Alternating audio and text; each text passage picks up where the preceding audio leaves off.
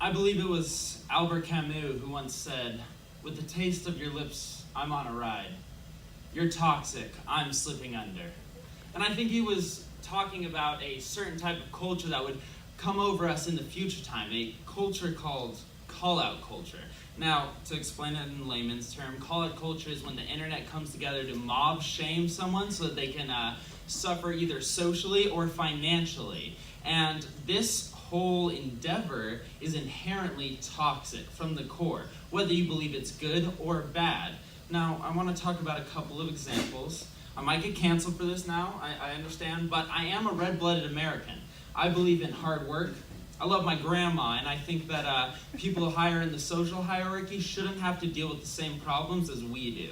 I don't think they should be punished in the same way, and I think that all of us coming together and saying that what they've done in the past or how they're talking to people and how they behave and treat people like objects, that's not fair to them. Imagine that you spent all of your life just fighting with everyone, stepping on everyone's faces, treating them like objects, and then that's thrown back at you. That's not fine. That's not okay. And now I'd like to point out a couple of examples. A recent one that happened, a good Christian man, a news reporter, Alex Jones, was deplatformed because he simply told people that their children who died in school shootings were never real. That's an attack on free speech, and I just can't stand for that. It's disgusting, and that's not what I want in my America. Another great example is Mr. Kelly. Despite people knowing of his actions and his behaviors for years upon years, and people in power doing absolutely nothing to do anything to him at all, he just kept amassing wealth and amassing fame. Eventually, this mob came at him and made him cry on television. A man cried on television. That's not the society I want to live in. So, what I'm saying is that callout culture is toxic because what callout culture is supposed to do is to dissolve the social status of a person. When you call someone out, you're trying to destroy what they have in the public eye. I can't personally say that's a good thing or a bad thing, but I do believe that it's happening and it's going on right now. Also, I think that I'm seeing some faces in the crowd, and I think maybe you're not getting it right. So, imagine this. You've worked all your life in the businesses, and you've gone all your days just going and going and winning, no one ever telling you that you're wrong, and then suddenly, all these people who are below you, these lesser people, start saying that you're doing the wrong stuff, that you're being bad, and they keep using their collective voices and this populism idea to push that you're a bad person and you should lose because of that. It's wild that you would think that, like, just because your actions have been bigoted or racist or xenophobic, that you should have to suffer consequences from that.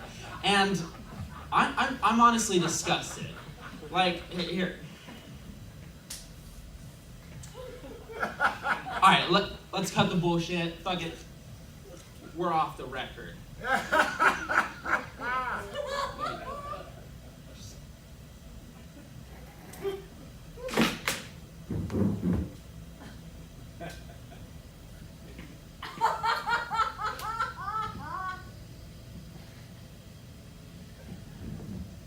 So what I'm trying to say is that at its core, callout culture is meant to be toxic. If you think that it's good or it's bad, either way, toxicity is what it's supposed to do.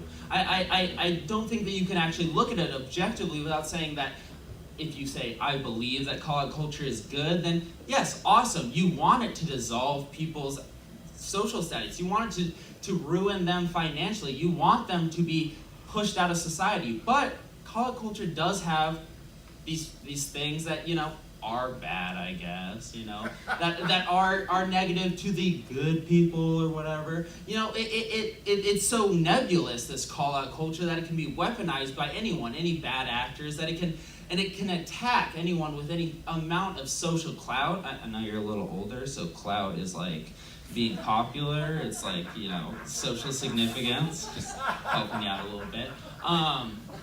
It can be used to destroy these people's lives without any idea of who they are, or what they've done, or how they've changed. Call-out culture can be utilized in such a way that regardless of who you are as a person in the now, the actions of your past, which as people we should grow, which that's what people do. You shouldn't be the same person that you were yesterday, but in this call-out culture age, you can do that. You can attack anyone for anything, and that's toxic.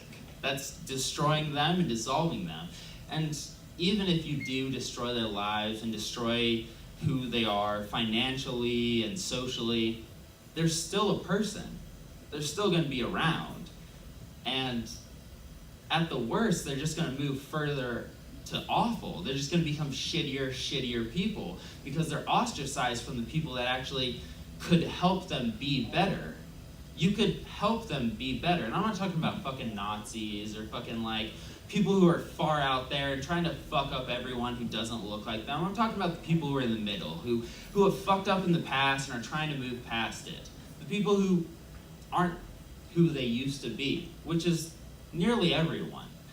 And I think that if you really look at call-out culture objectively, you know that that's wrong. Yeah, there you go. All right,